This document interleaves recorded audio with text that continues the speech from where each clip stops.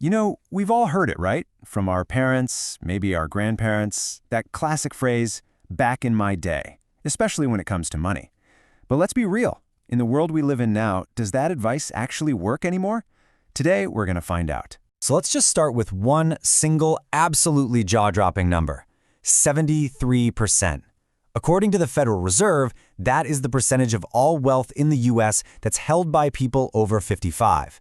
That group, of course, includes the boomers, who are pretty much the wealthiest generation in history. Just let that sink in. Nearly 3/4 of the entire country's wealth.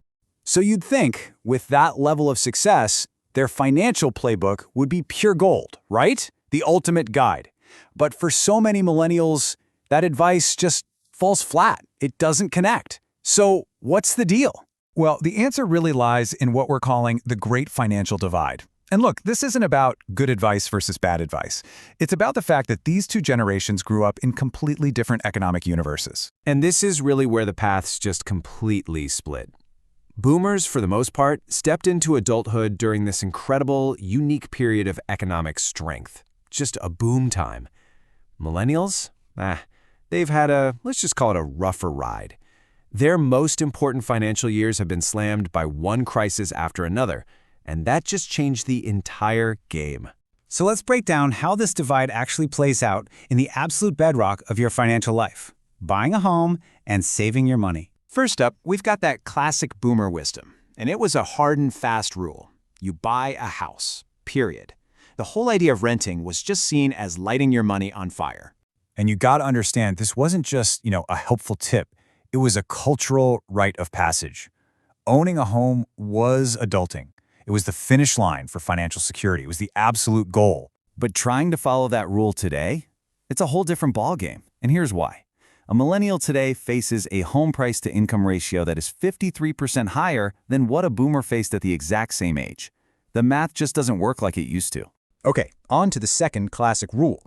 You take your savings and you park them in safe accounts, like certificates of deposit or CDs.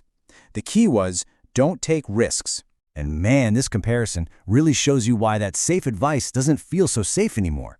Back then, a simple CD could get you an insane 11% return. But today, those same safe accounts often pay you less than the rate of inflation, which means your money is literally losing purchasing power while it just sits there. It's a total inflation trap. And then there was the third leg of the stool for boomer financial planning: retirement. The plan was pretty straightforward. You could count on Social Security and your company pension to have your back. But yeah, that leg of the stool has basically been kicked out from under us. The big shift really started back in '78 with the invention of the 401k.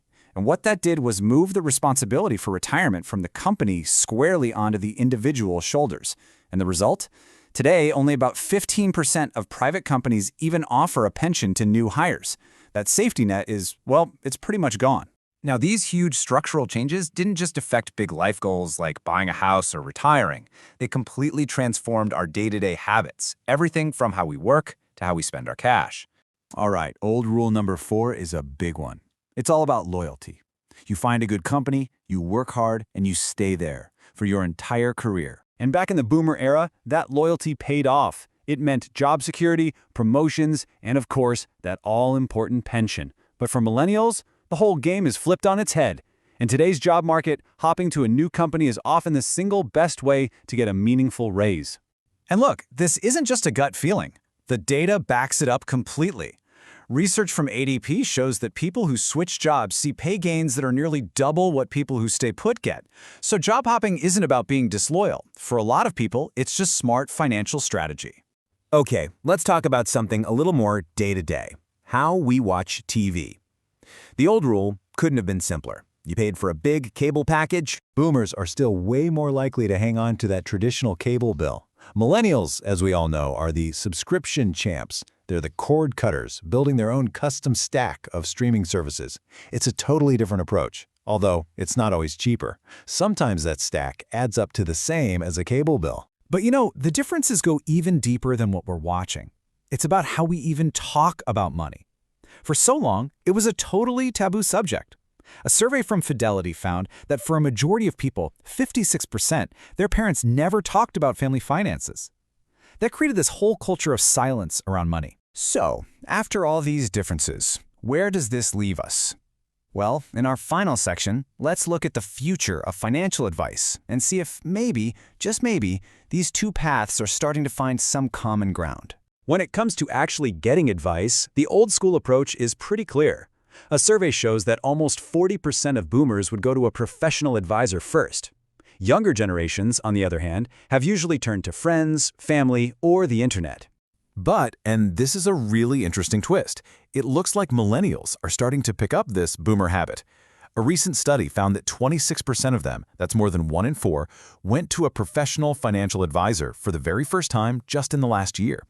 It seems as their money gets more complicated, they're seeking out the experts. So at the end of the day, what we're really seeing here are two totally different paths, each one carved out by the economic world it existed in. The rules had to change because the world changed. But the destination, that core goal of just feeling secure and having a plan, that's exactly the same. So we'll leave you with this question to chew on. The financial rules that worked perfectly for one generation were broken by the next one basically out of necessity. So, as today's millennial habits become tomorrow's conventional wisdom, it really makes you wonder, what rules will the next generation be forced to break?